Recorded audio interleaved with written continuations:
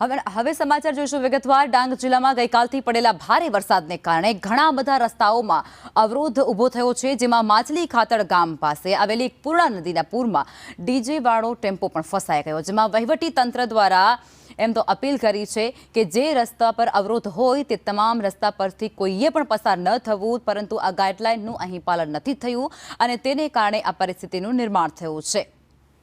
પૂર્ણા નદીમાં ભારે પૂર અને તેને કારણે રસ્તાઓ અવરોધાઈ રહ્યા છે। અનેક રસ્તાઓ પરથી અવરજવર ન કરવાની પણ તંત્ર દ્વારા સૂચના આપી દેવામાં આવી છે, પરંતુ આ મૂલચોડ પાસે ભૂસ્ખલન પણ સર્જાયું છે। ડાંગમાં ધોધમાર વરસાદને કારણે અનેક વિસ્તારોમાં પૂર જેવી સ્થિતિ જોવા મળી રહી છે। નદીઓમાં સતત પાણીનો પ્રવાહ વધી રહ્યો છે, ત્યારે પૂર્ણા નદીમાં પૂરને કારણે એક ડીજેનું ટેમ્પો રસ્તા પર ફસાઈ ગયા હોવાની ઘટના પણ બનવા પામી છે।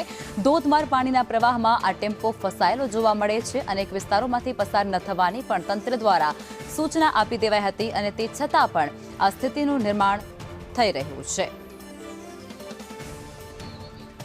તો ડાંગથી આ સમાચાર મળી રહ્યા છે। ડાંગમાં ભારે વરસાદ અને ભારે વરસાદને કારણે અનેક વિસ્તારોમાં નદીઓ તેનું રૌદ્ર સ્વરૂપ દર્શાવી રહ્યું હોય, અનેક વિસ્તારોમાં પૂરની સ્થિતિ પણ સર્જાય છે। નીચાણવાળા વિસ્તારોને એલર્ટ કરાયા છે અને આ સાથે જે રસ્તાઓમાં અવરોધ ઊભો થયો છે તે તમામ રસ્તાઓ પરથી પસાર ન થવાની સૂચના આપી દેવામાં આવી છે। અને આ બધા વચ્ચે એક ટેમ્પો છે, જે ડીજે વાળો ટેમ્પો, તે આ પાણીના પ્રવાહમાં રસ્તા પર ફસાઈ ચૂક્યો છે અને આ ઘટના અત્યારે સામે આવી છે, જેમાં સ્પષ્ટપણે લાગી રહ્યું છે કે તંત્ર દ્વારા જે મનાઈ ફરમાવવામાં આવી છે તેનું અહીં ઉલ્લંઘન થઈ રહ્યું હોય તેવું પણ કહી શકાય।